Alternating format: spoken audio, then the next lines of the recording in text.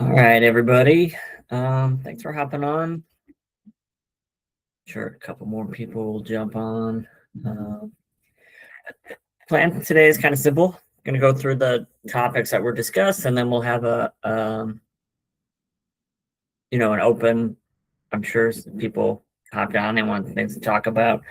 I'll cover the stuff I wanted to cover, or that most of the people said they wanted to hear about.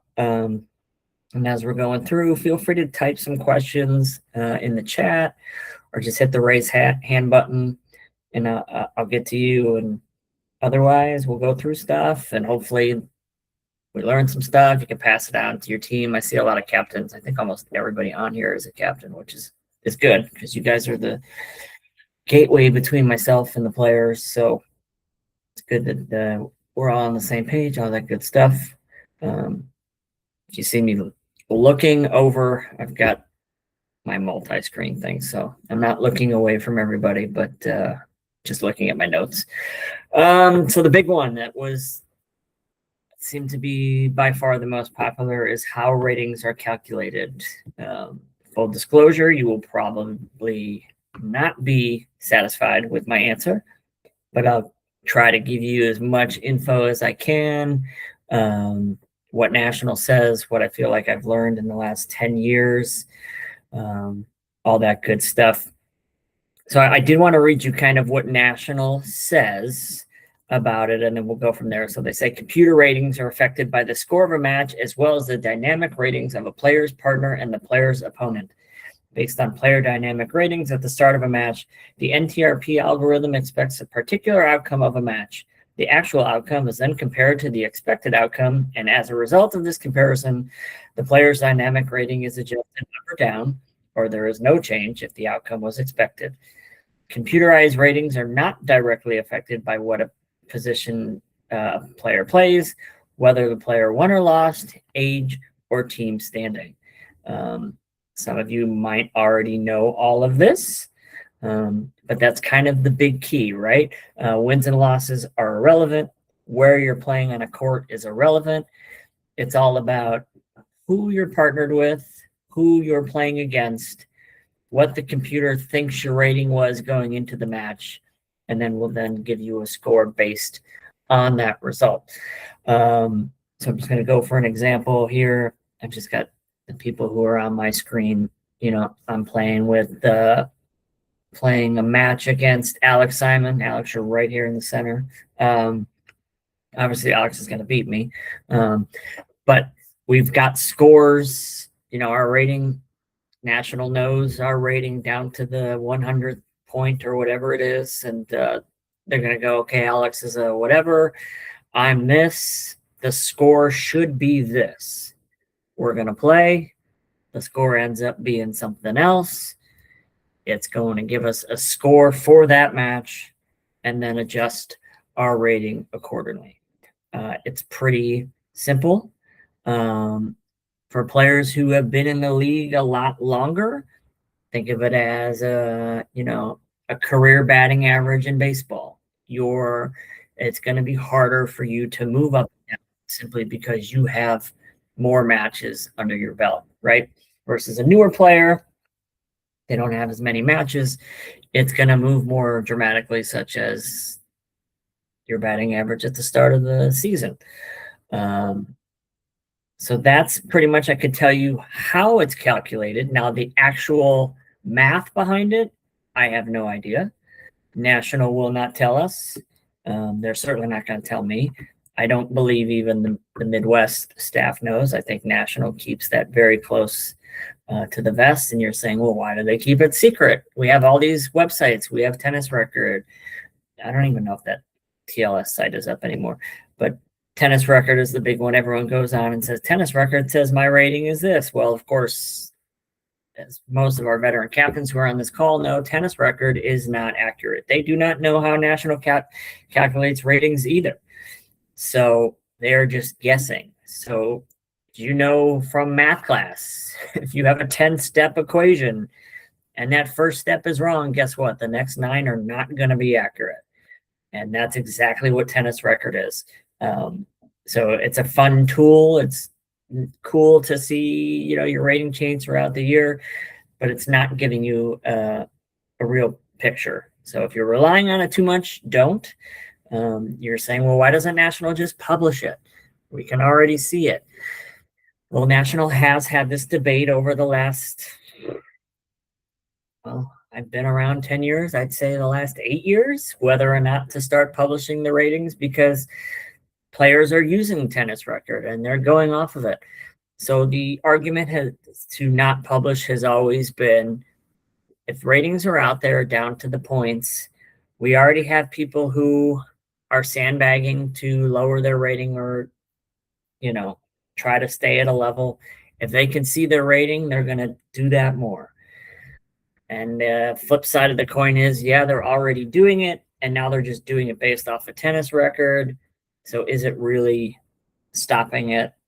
I'd probably say no, but such is Nationals thinking, and I don't see them doing it in the future. Now, they do have the WTN rating, which for 99.9% of us is pointless because we don't do WTN tournaments on a regular basis, so it really means nothing. That is published, updated constantly, and that'll change based on every match, and you can see that daily and all that stuff. So that's one way to look at it, but that's not your NTRP and league players. That's all we, really care about. So I would say maybe in the future they might publish actual ratings, but I wouldn't expect it anytime soon. A couple more things on ratings before I take any questions on them. So you'll see a lot of times, you'll see that person with an A next to their name. Again, as our veteran captains, you probably know that means that person has hit the appeal button and they're within a certain range, and that range varies based on how many matches you've played, all this other stuff. And it'll move you up and down.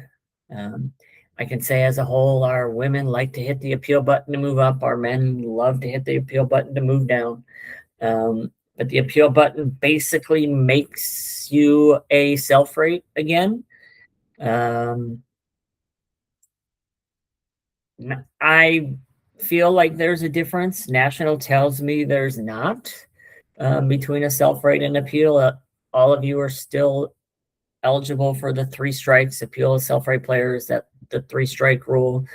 Again, that goes just based off the individual score you get for every match. If it thinks you're playing out of level, it's going to give you that strike. That third one hits. Toby from the Midwest sends me an email. I send out the notice. I don't know if a player has 1, 2, or 3 strikes. They don't trust us with looking at that. I actually do have access during playoffs. That is when they trust us, because we have to run reports. So I can see it then, but players will email me throughout the year and be like, hey, can you tell me if I have any strikes? No, I cannot tell you because I don't know. If you think you do, you probably have at least one. But so appeal rated players, self-rated players, you all can strike out. And the other big question I get, and most of you are probably going to know the answer to this, which leagues count for ratings, right? Well, adult, 18, 40, 55. I believe 65 is now going to count starting in 2028 or 2027 or 2028. 65s will start producing dynamic ratings, because the 65 ratings are, in my opinion, getting out of control. We have former 4-5s now who are 3-0s and 2-5s because they just keep getting granted appeals and their matches don't count, and getting a little ridiculous. So I'm glad they're doing that. So 18s, 40s, 55, 65 adult tri-level counts, and that's pretty much it. Now you can generate a mixed exclusive rating, and new starting last year was you can also strike out. You can get 3 strikes at mixed as well. Those are separate, though, from the strikes from adult. So if Alex, I'll just keep using you because your name is right in front of me. Alex has 2 strikes in an adult match, or in an adult league, and 2 strikes in mixed. He is not going to strike out unless he gets a third in one of the others. So theoretically, he has 4 strikes, but he really only has 2 in each, and they're separate. I think last year in the Midwest, we had 1 mixed player strikeout. I'm not telling you that's going to be consistent across the board. National could have adjusted it, but it seemed it was very difficult to strike out at mixed last year. But it can happen, and you can generate a mixed exclusive rating. And the other thing to note is if you do generate that mixed exclusive rating and then go to try to sign up for an adult team, it's going to make you self-rate again. You cannot play on an adult team with a mixed exclusive. We just had that happen with somebody, and they had to re-self-rate. Not a big deal. Any questions about ratings so far? And hand up. Oh, all right. This is Chris Messina. Go ahead, Chris. Tournament record. So I have a guy that played a lot of 3-0 tournaments, and I guess he was a 3-0 T, and then he started playing in the spring league somewhere this year. So this is his first USTA footprint, and he's now a 3.5S. And now, so my question is, can he? And then I think he's playing flex league singles. So can he get strikes in the flex league, and can he get strikes in the spring, and do those carry over in the summer, or how does it work? Sure. Flex league does not go towards your NTRP. It goes to your WTN, but again, like we said, not a big deal on that.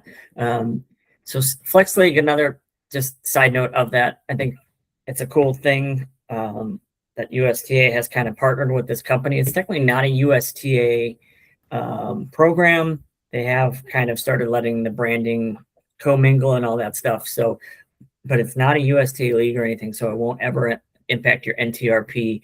If he's been playing like 3-5 spring league, those results do count. So he could have already received a strike, and that will carry over into the summer. And yeah, because he had that tournament rating, it likely made him self-rate. What he probably could have done, now maybe he is more of a 3-5 and he's where he should be. If he was a 3-0 tournament player and then got the 3-5 self-rate, he probably should have appealed to the Midwest and gotten a 3-0 self-rate, and they probably would have given it to him based on his tournament rating. But if he's content at 3-5 and doing okay, then I would say at this point they probably wouldn't grant it because they would look at his results and go off of that. Cheryl. Thanks. So a couple years ago, we went from just summer season counting for ratings, and we added spring, which is cool. How do you decide what seasons to count for ratings?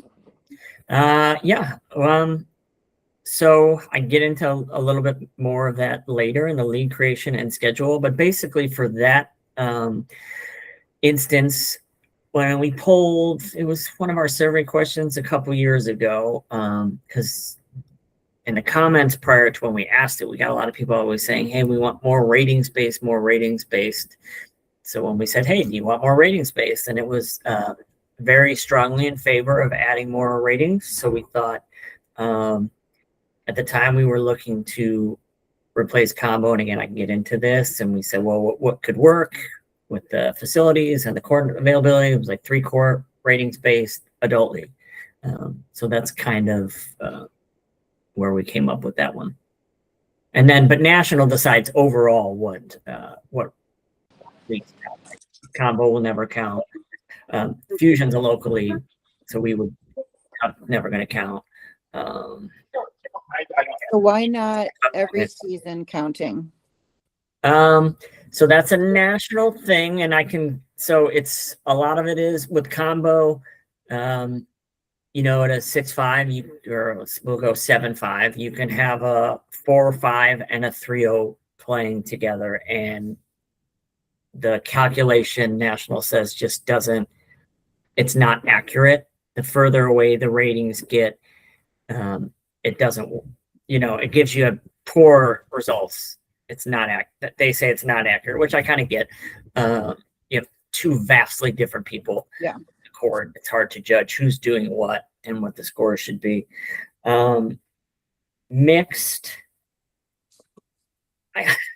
I think mix is kind of probably a similar reason. You have, man and woman games might be different. You can have more than a half a point. You can have the 1 point difference. Fusion, because it's not a national league, it's just a local thing. We couldn't count it.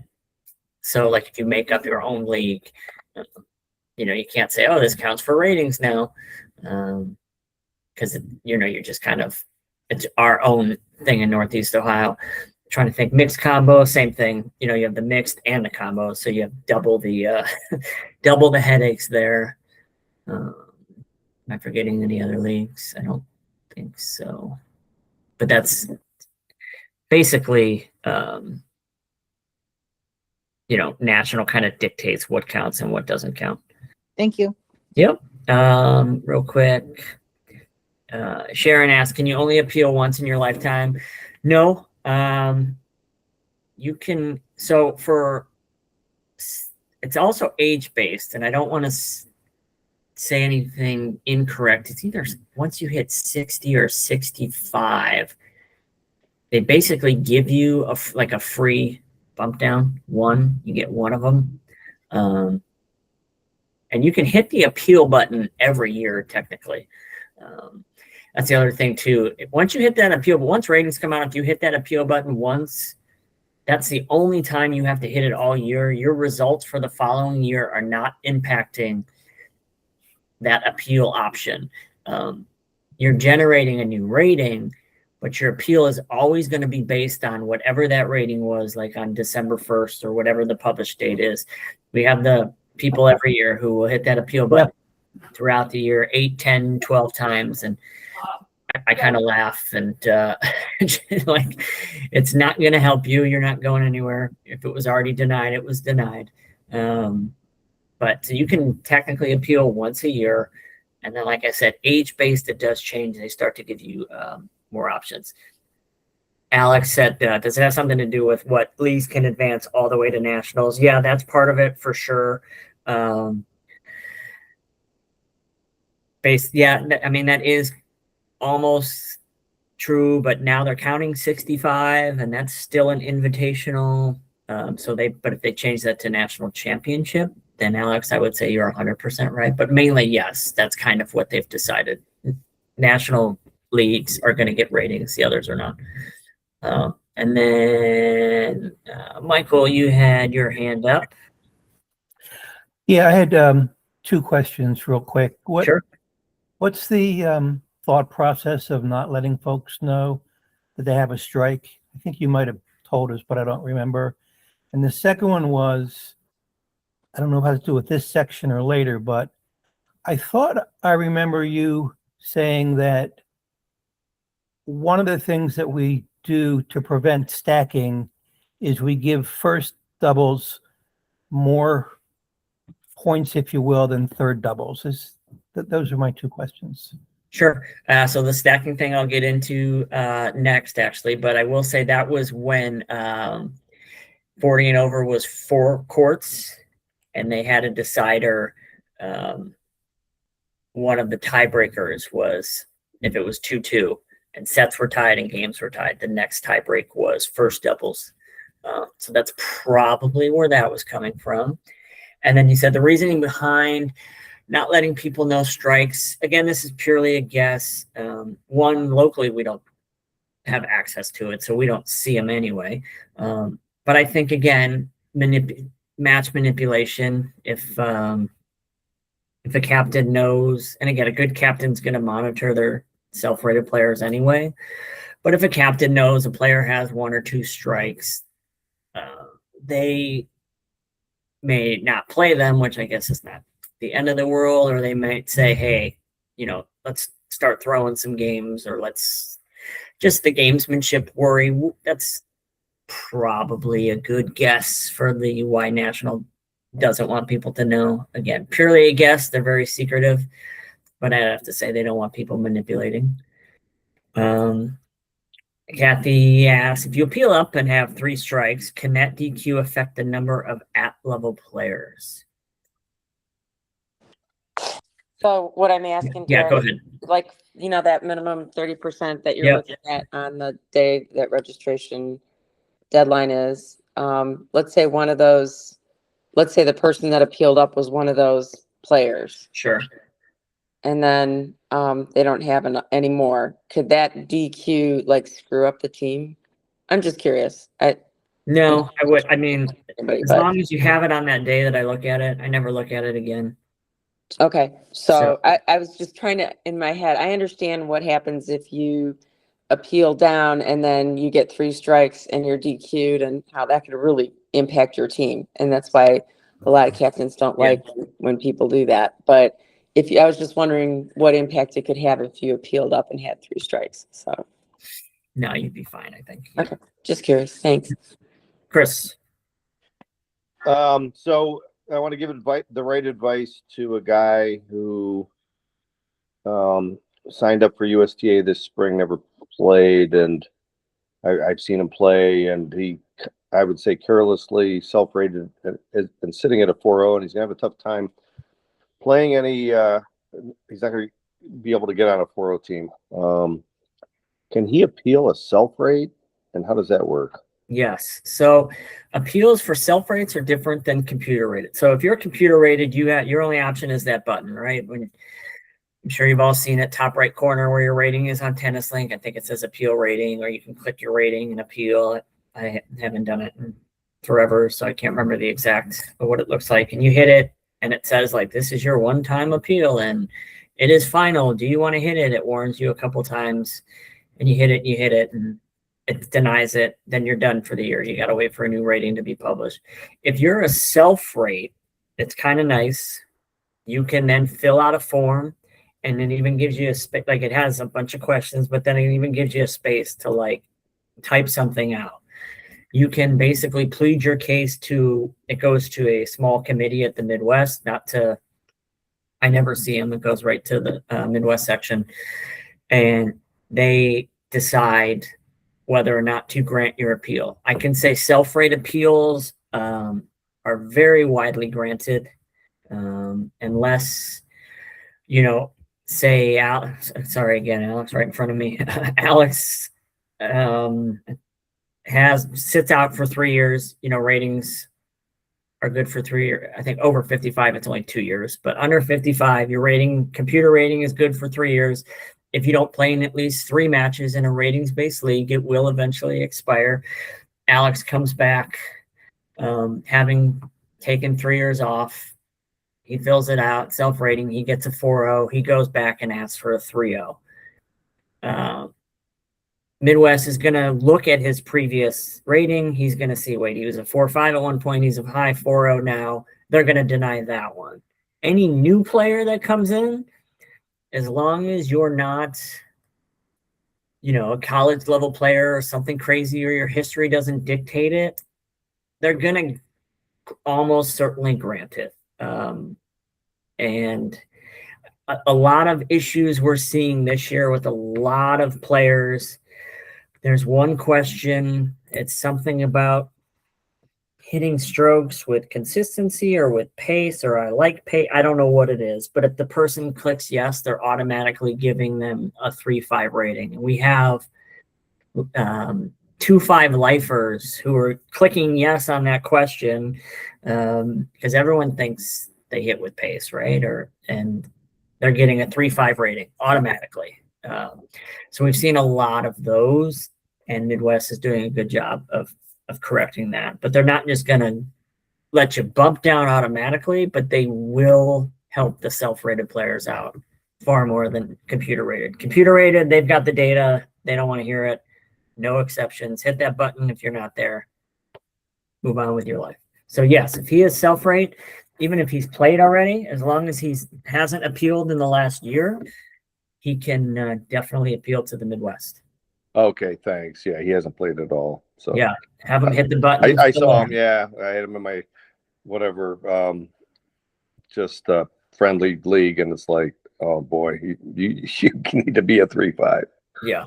Okay, thanks. Yep. All right, good deal. All right, we'll move on to the second most popular topic on the survey, which was the stacking of lineups.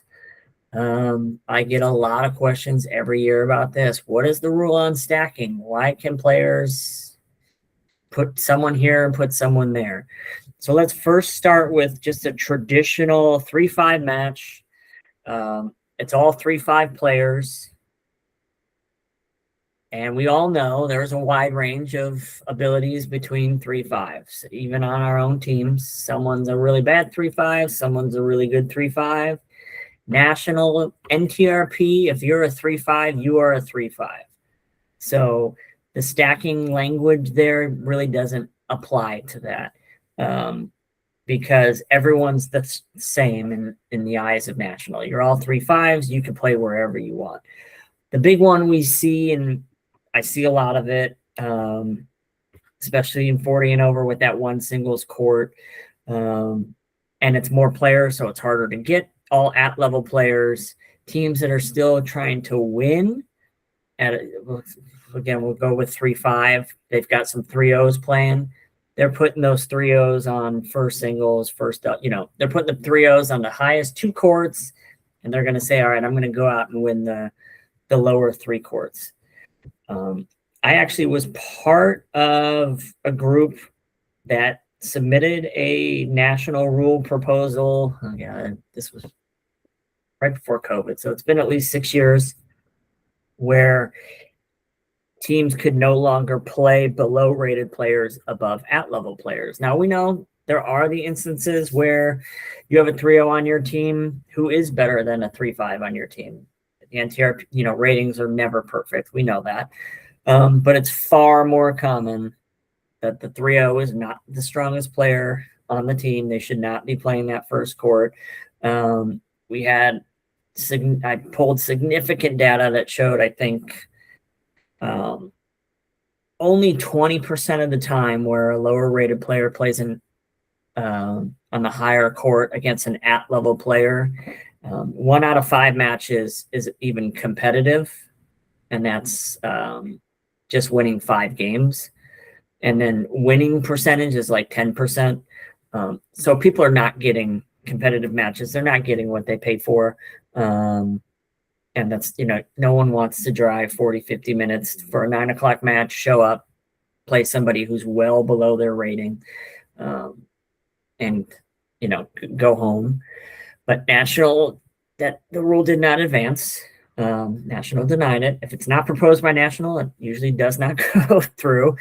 Their argument was, we don't have, stacking rules, which at the time was not true, because they had, you might remember the 40 and over 4-5 plus league, or the 18 and over 5-0 plus, that used to allow the 5-0 or 5-5 to play, but they had to play on first court. Well, that's exactly what we were saying. Higher level player has to play above the lower level player. They didn't go for it. So anyway, that leads to, there are no rules on stacking. So players can go wherever they want to go.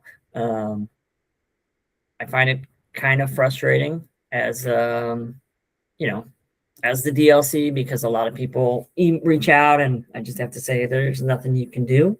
Kind of stings.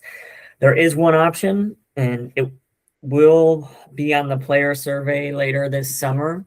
The one option that some districts do, it's kind of what Michael alluded to a little bit with the earlier first doubles thing.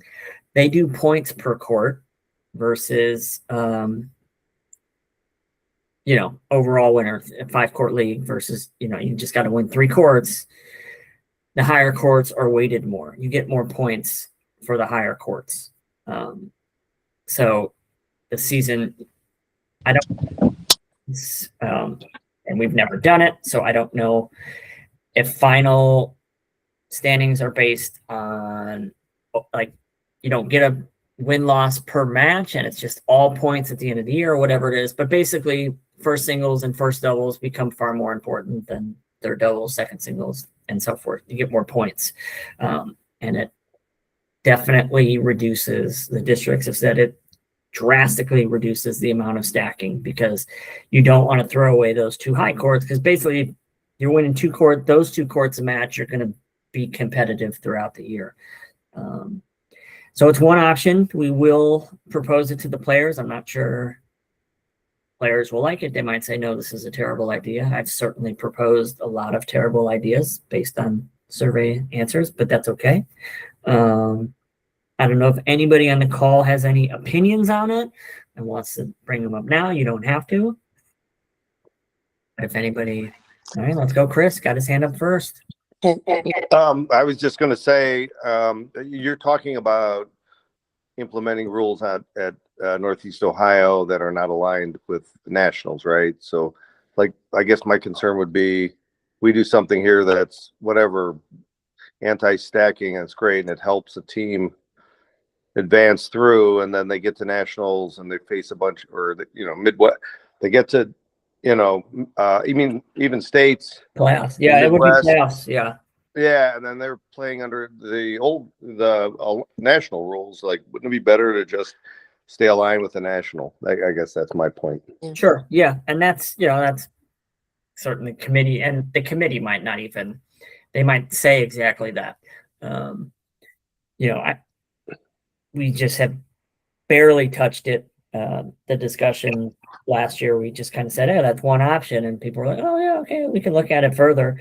Certainly not like we're definitely doing this, but yeah, that would be one of the big arguments against it. As soon as playoffs begin, you would have to go to the national format for sure. Kathy. Yeah, it is very novel. I think one of my concerns that just sort of immediately jumped in my mind was making our teammates all feel as important as the other. And so, and the availability is always an issue as well. So I just worry about the cohesiveness of a team if some people feel like, well, these people are the only important ones, and you might see forfeits on lower courts then. Yeah. So, it's a novel idea, but I'm kind of leaning towards like maybe we need to stick with what national. If they were to do something at the national level, that would get us away from having to figure out stacking, because we all go to playoffs thinking about stacking, because sometimes that's how you pull through. I'll be the first to admit that I have stacked at sectionals before and won. So I have to. Yeah, and we take good teams to sectionals, so it's not like you're taking people that aren't good, but we have stacked and won. So, and I know I agree with you. It is frustrating. So, it's a problem, but I'm just, I always worry about all my teammates feeling that each one is as important as the other. Yeah. And I hate seeing forfeits. The forfeits, we have problems with distance and stuff like that create forfeits. I don't want to see another one created. So, that's very true. yeah. Alex. Thanks. Yep. Yeah, I'll echo Kathy and Chris's comments. Really, Chris really said it about this as good as I could about staying aligned. I think with what National is doing. I think everybody would agree. We always want to see Northeast Ohio teams be as competitive as possible, and I'm always concerned if we're making rules that take us out of alignment.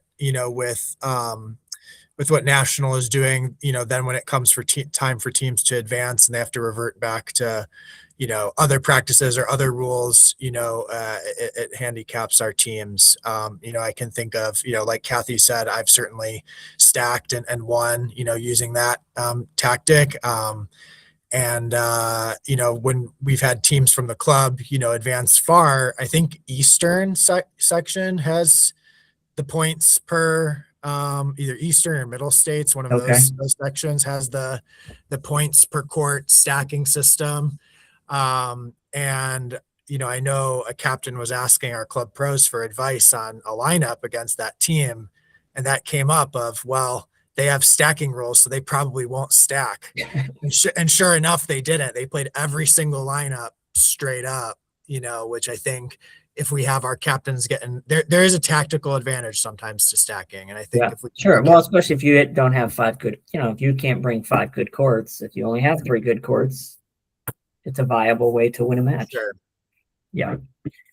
That was just kind of it was, like I said, number 2 on the the survey. That really is the only, until national makes a rule. I think this, again, I don't think there's a good way to ever, unless you're going to publish ratings, if you have all at-level players on a match, everyone is equal. So you know, there's nothing you can do about that. I wouldn't mind seeing a, 3-0 can't play above a 35, but I don't see them doing that anytime soon. Anyway, okay, well, we can move on.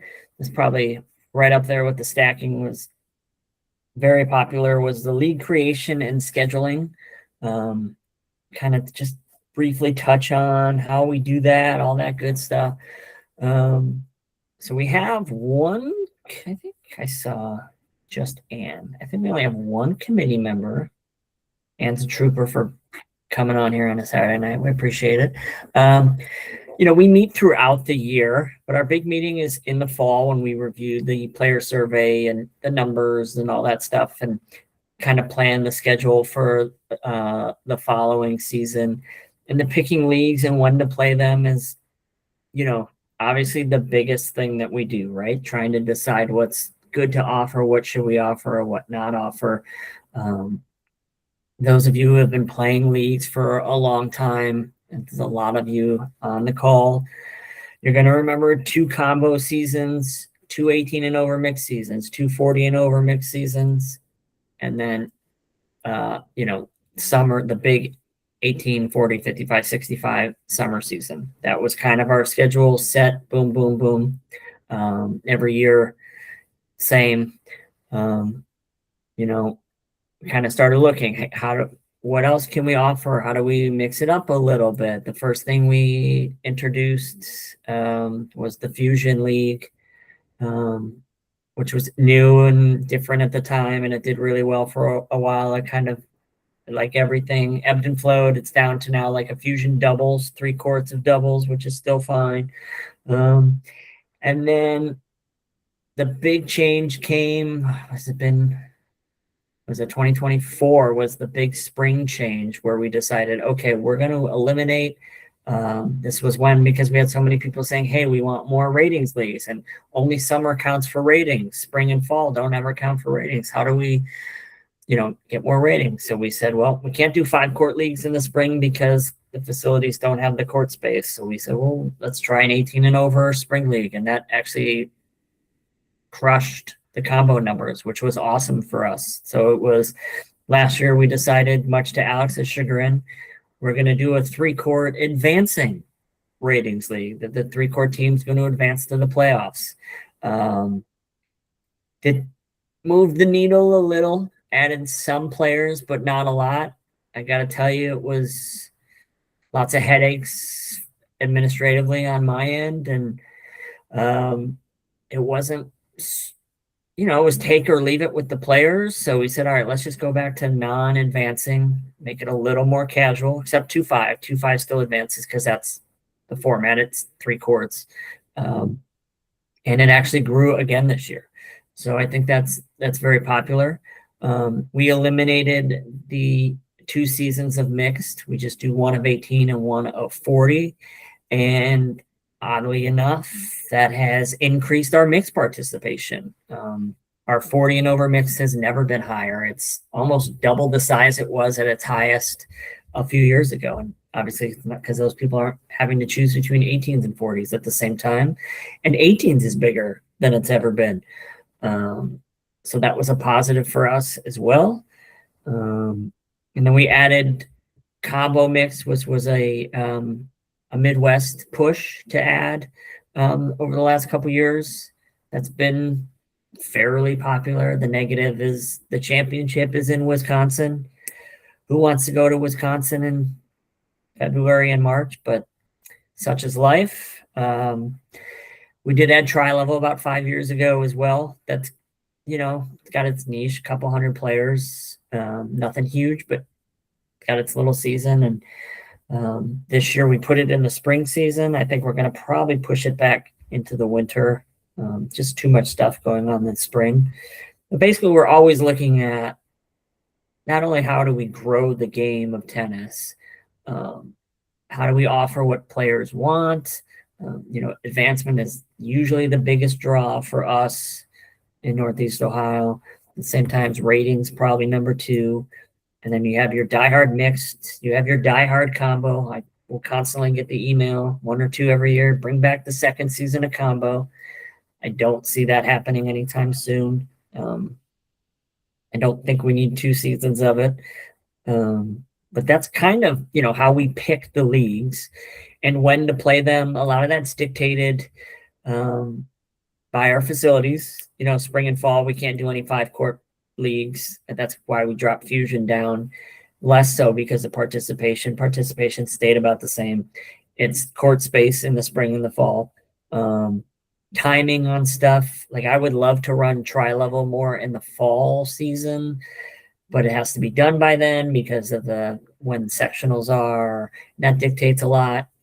Same with the national. Like people are like, why don't you run 18 and over adults in the fall? That's what you might see when you advance. You see some teams, they play what's called early start. It's an option. For those who don't know, I also oversee Indianapolis. They run early start for their 40 and over in the fall. I can tell you it is just a huge pain for not only myself, but captains, mainly because what ends up happening is your fall team, they'll start playing in August, September.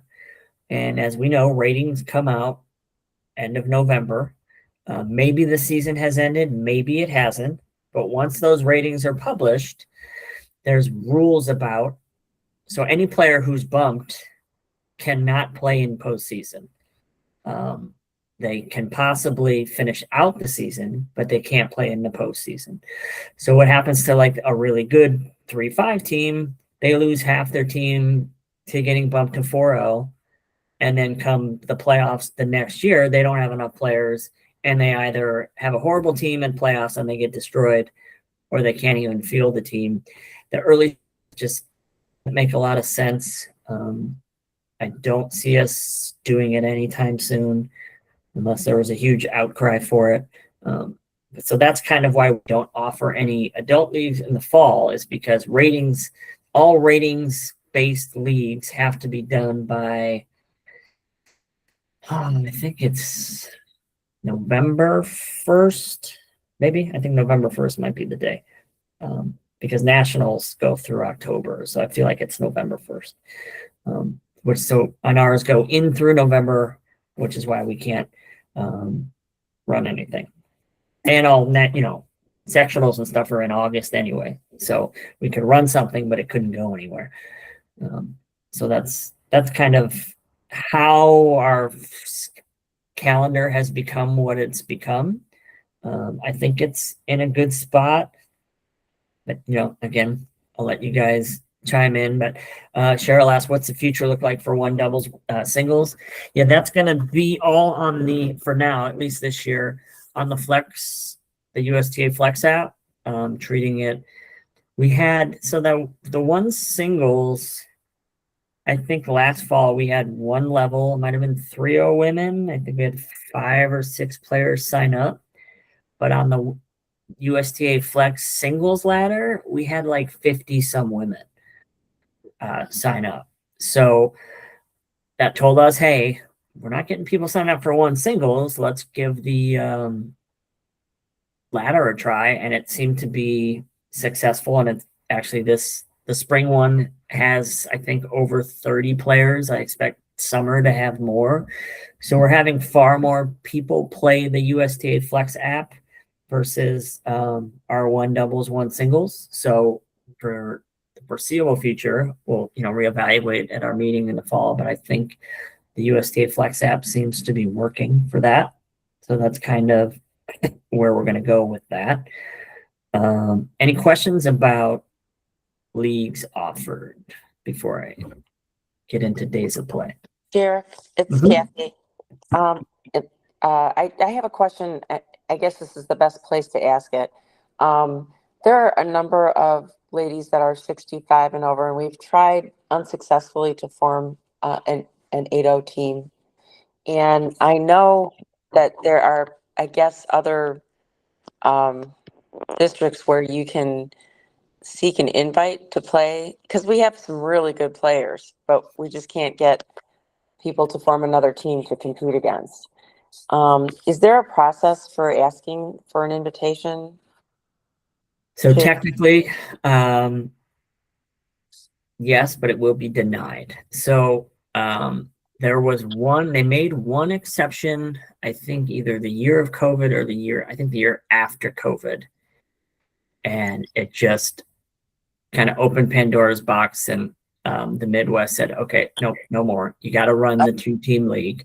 But I will say, like, and those can be done until September 1st. So I would tell you, if you are interested, reach back out, because what we did with, I've done it a couple times in Indianapolis. They're small, they're a little bit smaller.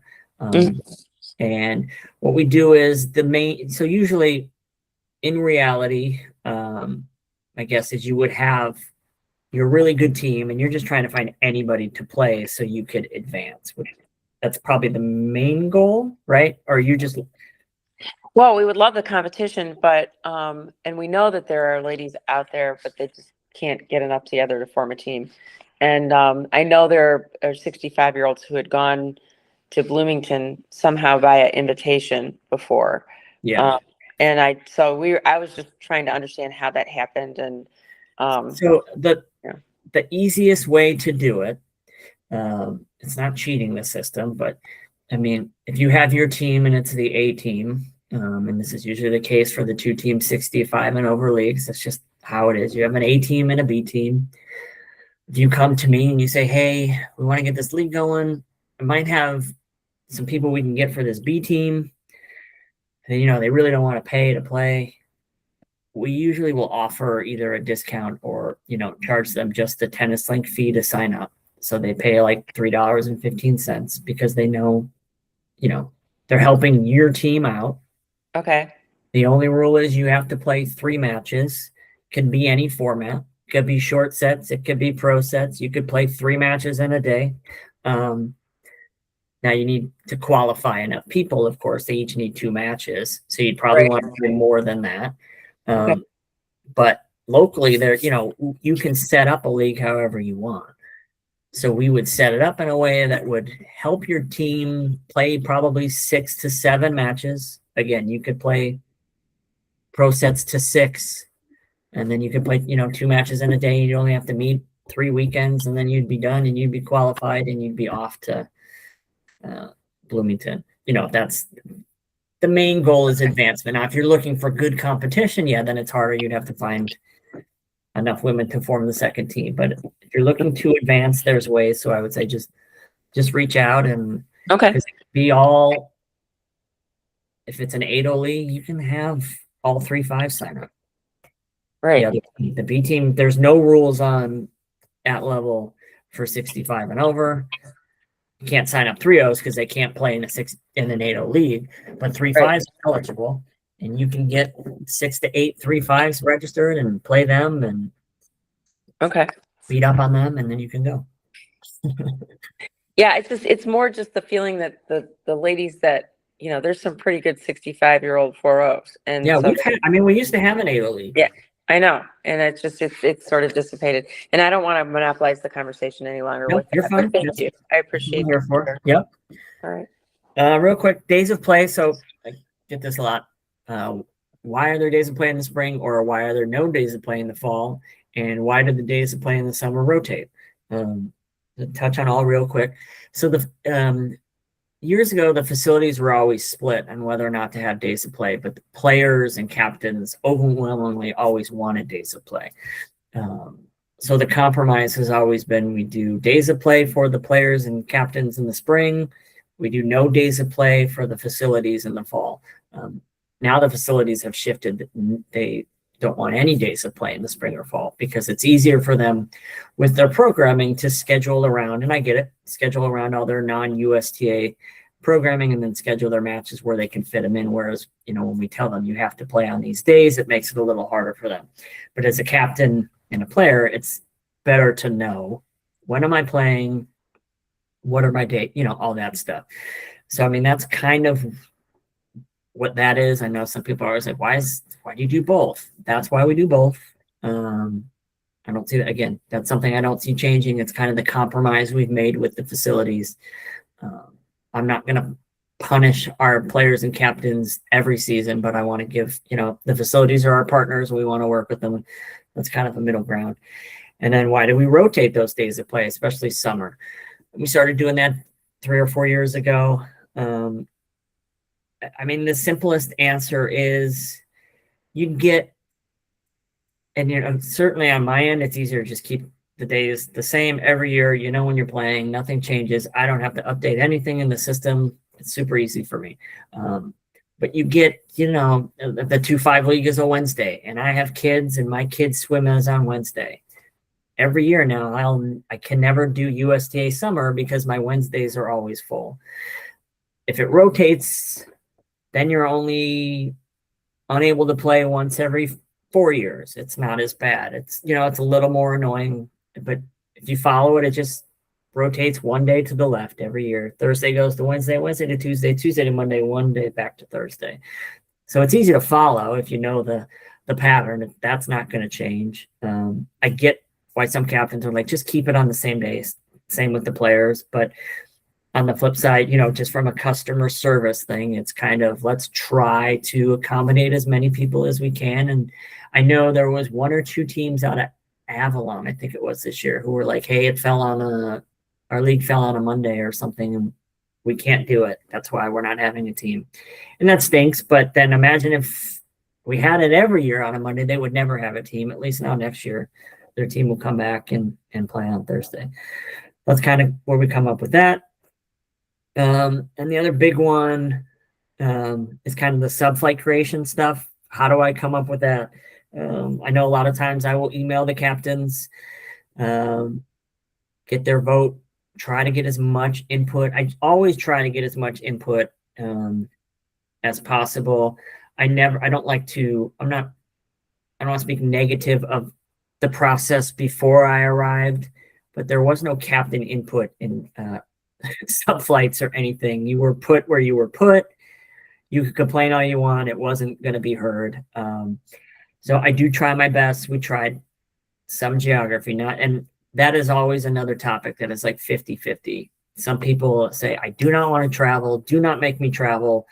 I want to play all my local teams. And then you have the other group. I'm sick of playing the same teams. I want to travel. Put me anywhere. And it's kind of that balancing act, right? And then I will say my favorite is the person, and it's several every year. They say, hey, I don't want to travel, and I don't want to play teams for my facility.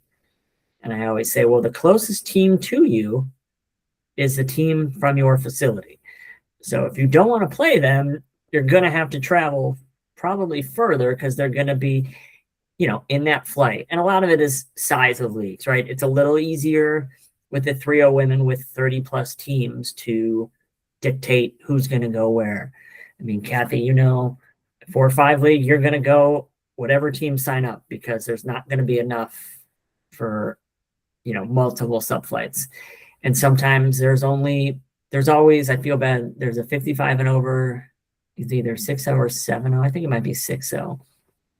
It's a women's team out of Paramount Westlake. I think she's like every year the only West Side 55 and over 6-0 team. Everyone else is on the East Side.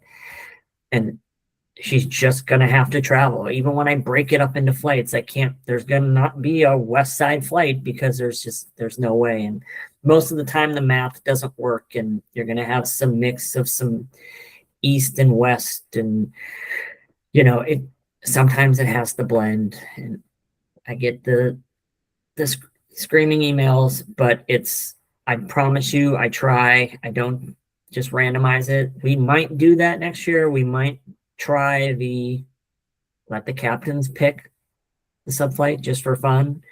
For the larger leagues, it's not going to impact any of the smaller ones. It would be like the 3-0, 3-5 women, the bigger groups.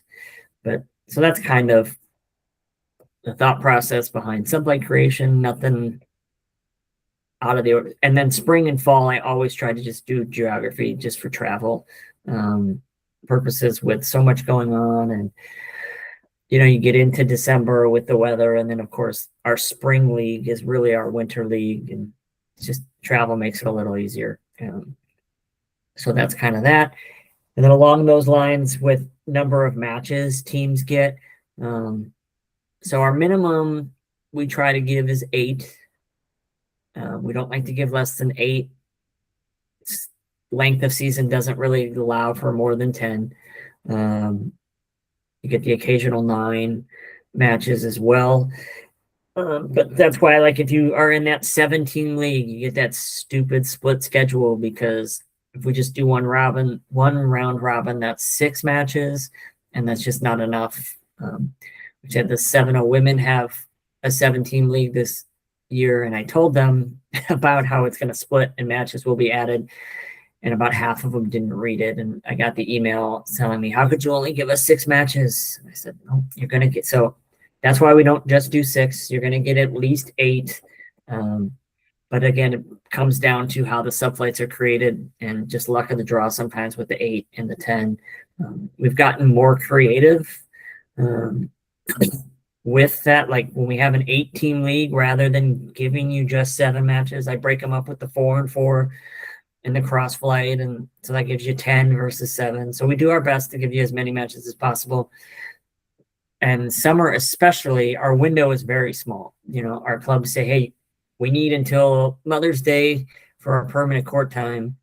And then sectional says, hey, here's when sectionals are. So the week before has got to be states, and the week before has got to be districts. So we only usually have 10 or 11 weeks to get our summer season in anyway. So it's calendar and pretty much luck of the draw for that. Any questions on that? All right, almost done. Get into, a lot of people want to know about player sportsmanship. Not too much to cover other than just knowing your right as a captain and a player, mainly a captain, because captains are the ones who have to file grievances. But we have the suspension point system now. I don't know if any of you have any kids who are in junior play, but they've been using that forever. Point penalties and so many result in suspensions and punishments and all that stuff. We have that for adults. Now, you as a player or captain can't assess points. You see somebody on the court smash their racket. You can't say code violation, point penalty. Only officials can do that. But you can file a grievance and tell us, and you can start implementing points. Now, I know, and I get it, no one wants to be the person who's running to mom and dad saying, oh, this person is throwing their racket and this person is swearing on the court. But if you're running into a person who's constantly an issue, if no one ever reports them, they're always going to be an issue, right? No one's stopping them from doing what they're doing. Someone eventually has to step up, and if they continue to do it, someone else has to also step up. So we encourage, I'm not encouraging people to file grievances on this lady makes bad calls. This guy didn't buy us food after our match. Like, we're not going to do anything about that. But obvious violations of the code of conduct, we want to hear about that stuff. Even if you don't file a formal grievance, you say, hey, I had this happen. Just put it on our radar and hopefully people address it. But so that's, just remember, you have the suspension points now. Because it used to basically be someone would file a grievance and say, this person did this. And the rebuttal would be, no, I didn't. And the grievance committee would say, okay, we weren't there. We don't know. Now, because we have the points, the committee is far more likely to be like, we weren't there, but we feel like something happened. Here's X number of points. Here's, throw the points out. And it usually calms stuff down for a while. I don't know. I think it works when used properly. We had one question, the official rule about people being late. Yes. So it's anything under 15 minutes, you have to let them play and give them a warm-up. No penalty involved unless it's a playoff match for districts.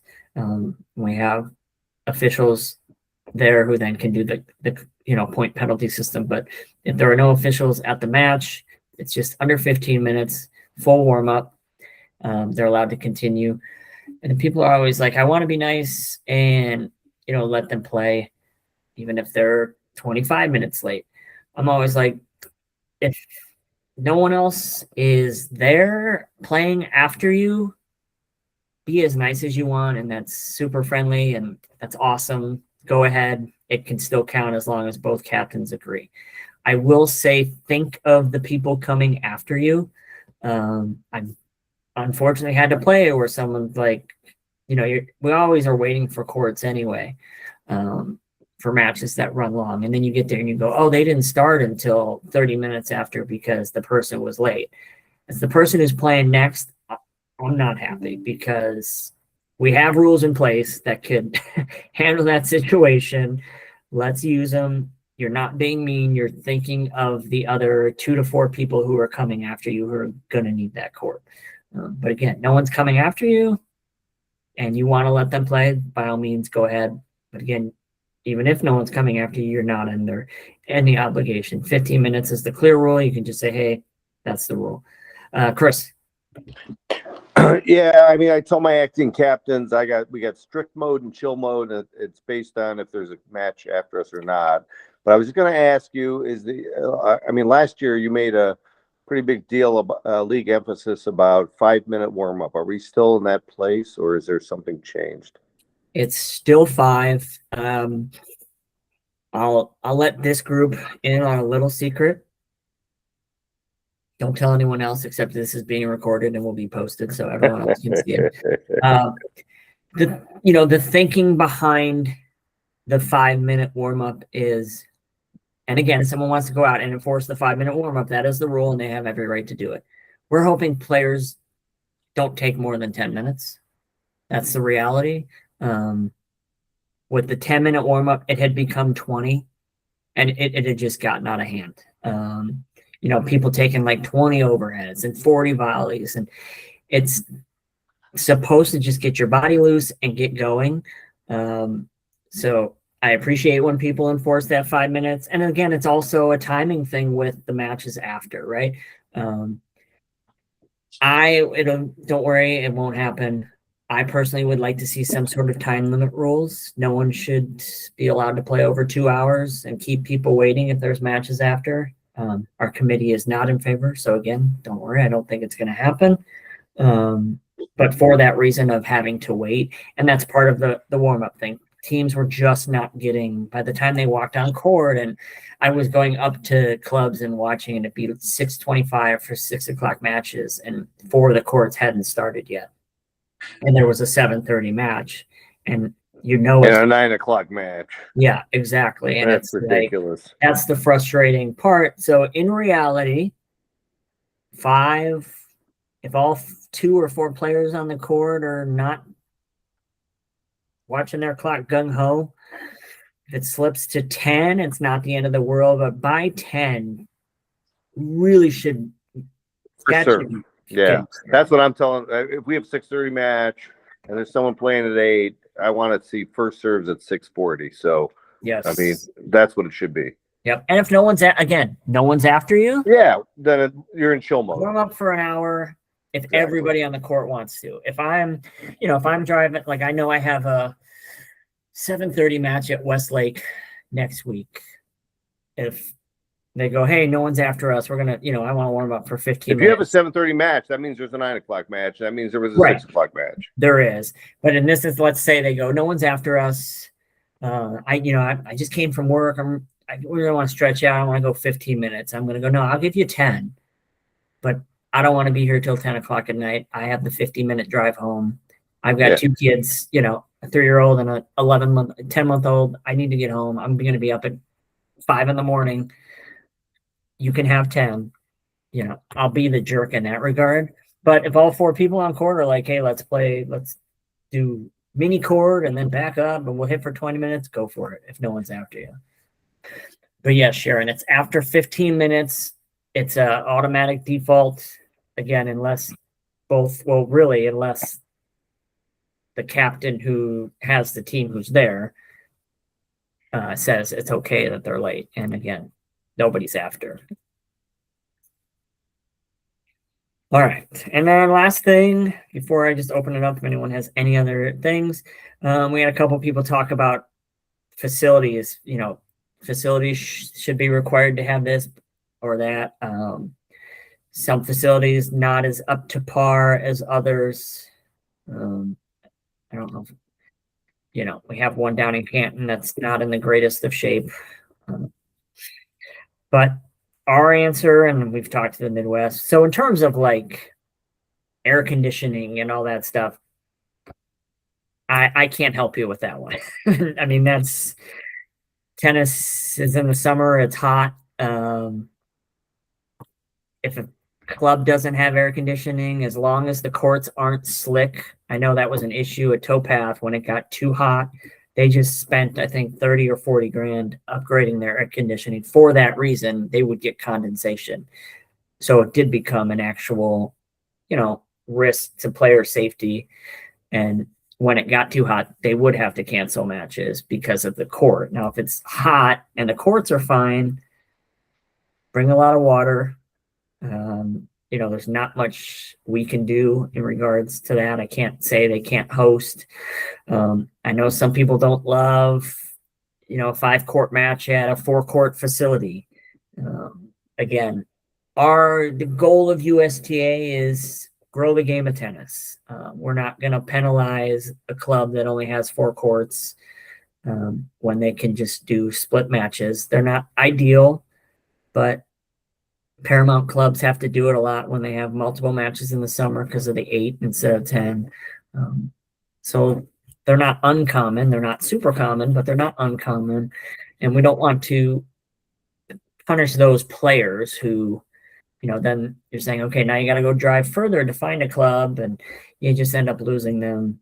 So that's not going to change anytime soon. In terms of the club down in Canton, and I get emails about I think they only have 1 or 2 teams, which helps.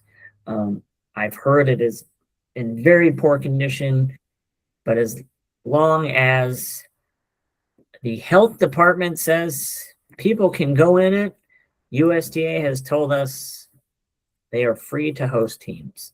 So if you ever think there's an issue that raises to the level of a health concern, go to the health department, not us, because as you probably guess, I have no authority in anything. But USDA is just going to say, go to the health committee or whatever, health organization, all that stuff. So that's kind of that. And real quick, payment. Some people are like, why does this club not charge this? Why do blah, blah, blah? Whatever club you belong to, that's their right to charge however they want. I know Mayfield either charge only away or only home. I forget what it is. My club, Western Reserve, charges the same home and away. Basically, they're doing this when they host a match. They're not collecting from the visiting team, right? We make it convenient to where the visiting team doesn't have to come with X number of dollars, because every club would then say, I'm charging this, I'm charging this, and every player would have to know a different number. This way, a visiting team can just show up, play their match. Their club is dealing with how to make up that other half for those home matches they're hosting. So, Western Reserve, in my case, when they host the home match, they're charging the home players. They're only getting half the fees. So they're going to make up those half of the fees when that next week, when we go on the road, they're still going to charge us. We're not at their club, but they're charging us and they're collecting that fee. I think Mayfield, they charge one way or the other. I don't know which one. One's free, one's a crazy amount. I'll say it's a high number, but they're making up. That's how they pay for their court fees, and it works. So everything is different. We can't dictate what clubs charge. That also goes for qualifier matches. That is when players have to show up with money and pay the court fees. They're a private club. They can charge what they want. Now, if someone came back and said, hey, we're charging $80 a person, I think we would probably step in and do something about that. But the difference between 18 and 20, we're not going to dictate what a private facility can charge. So hopefully that makes sense. Jennifer, you have your hand up. Yeah, thanks, Derek. Hey, last year you put in a kind of a heat index rule for outdoor play. Yes. And I'm wondering if we could do the same for indoor courts. Some of the bubbles that we played in last summer were by far way hotter than the heat index for outdoors, but we were still required to play because they are inside. So I'm just wondering if the league would consider just Yeah. making that a broad indoor or outdoor. I Can't be- certainly, yeah, I mean, I certainly can bring it to the committee. It's another fun fact. Some people think that I just dictate and decide everything that goes on in the league. Sadly, I think the committee votes against me more than they vote in favor of me. So that, yeah, I would bring it to the group. The hard part, the season starts. So national rule dictates you can't change local rules once a league season has begun. And our league season starts Monday. Yeah. So I don't know if we could get it in for the summer. Now, if something was outrageous and it, there was a place that was just insane, we might look at it and figure something out. But yeah, it's something I can bring to them that they can discuss at their fall meeting and potentially implement for 2027. I would appreciate it. Thanks. Yep. All right. Derek, I had yeah. just a point, if I may. Yep. The first is, I agree with your concept that it is a little crazy for the 65 folks that were one time a 4-5, now be playing 3-0. And the second point is, and I think you did this for the first time, or maybe I noticed it, but I like what you did with the spring. I think there were 12 teams and we played 6 matches. And then the final 6 matches, you paired up, the 5 best and the 5 worst played each other. I think you know what I'm trying to say. Yeah, I think that might have been one of the 55. It was something. You played everybody once, and then the top half. I think it was 8 teams or something, and the top half played each other again, and so everybody got 10 matches. I think I know what you're talking about. Yeah, it really makes it, because if someone's 7-0, they don't really want to play in 0-17. Yeah, and that's kind of the thinking, because in the past, like when there was a 7-team league before my time, it was what they would do is basically they do one round, and then they would just tack on an additional 3 weeks. And it would be random, but in reality, it's just starting the round over. So you just play the first teams that you had already played. But someone would have a bye. People would have byes those weeks. So some people were playing 8 matches. Some people were playing 9 matches. Some people were playing hard teams. Some people were playing easy teams. And there was a lot of, justified complaints on that. So we always try to, if we have to split up groups, I like to do the, top half, bottom half. That way, at least, even though there might be 1 or 2 teams far above everybody else, at least you're going to play more competitive matches to the end. The same goes with the bottom. They just, hey, I just want to play more matches, and now it's going to be more competitive. Are you doing that over the summer? I know there's some 7-team leagues that we're doing it for. I don't know if there were any 8-team leagues that had to do that. It always just depends on how many numbers we get. I can't recall if there is one for this summer. All right, Chris. Derek, we're winding down here. I really appreciate everything you've done, from just the whole polling and the way you try to get a consensus and sense of people and to just not make arbitrary decisions and all that. I just want to ask, because I think you said something in an email, but I just want to give you a chance here to explain.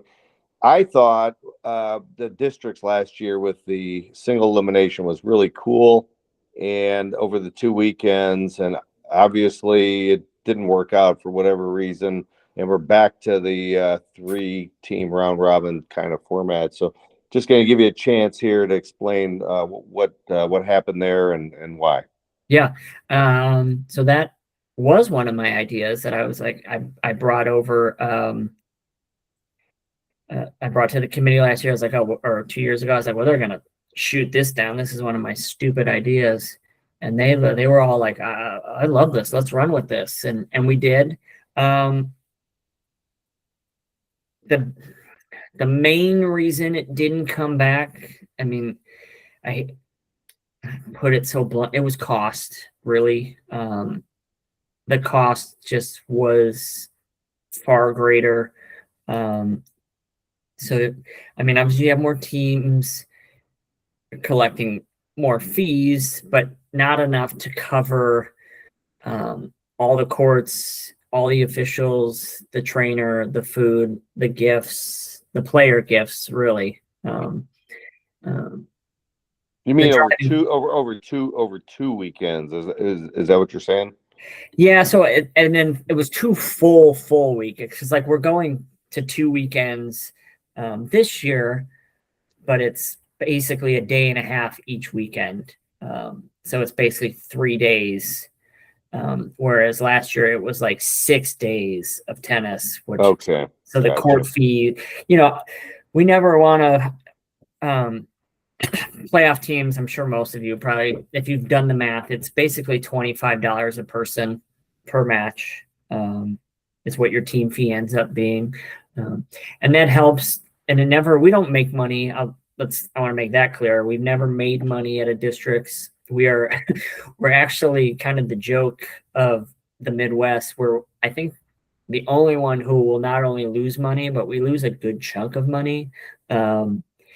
Because we do player gifts and we do a lot of officials and we have the trainer and we do the food and we spend more than most districts, but we're okay with, as a district, losing money on districts because it's one for the adult leagues. It's kind of the signature event for league play, and we want players to have a good experience. And I love the bracket thing too. It's kind of, we had those giant ones in the lobby and we were putting the stickers on. And That was cool. yeah, teams got to take them home and all that good stuff. And it was fun. And, you knew every match was going to matter. And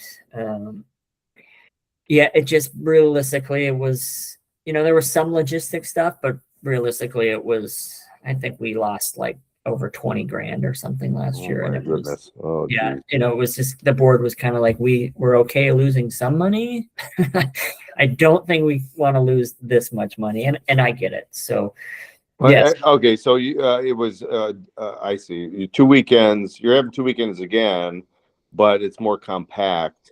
Yeah. So last year was Friday, Saturday, Sunday, all day, All pretty much day every Friday. day. Yeah. This year it's Saturday, 10 to 9, 10 to 8, 10 to 9, and then Sunday, like 10 to 2. Okay. Yeah. So it's I really gotcha. 4 days versus 6. Gotcha. Yeah. Gotcha. Okay, that makes sense. All right. Thanks for trying it, though. That Yeah, was no, fun. I really liked it. And who knows, maybe in the future we can figure something out. But Alex, I saw your hand, but then you might have taken it down. Yeah, no worries. Okay. All right, and then I will open it up if anyone has anything else. Try to cover the most important things that people wanted to bring up. But if anybody has anything else, speak now or forever hold your peace. Awesome. Okay. Well, thank you so much for jumping on. I know Saturday night, I'm sure most of you had better things to do. I didn't. So that was, it got me out of the other one's probably now getting ready for bed. So that'll be my job. Thanks, Derek, for everything you do. Of course, I appreciate it. All right. And then any questions come up after, always feel free to reach out. And good luck to everybody who's starting next week. All right. See you guys.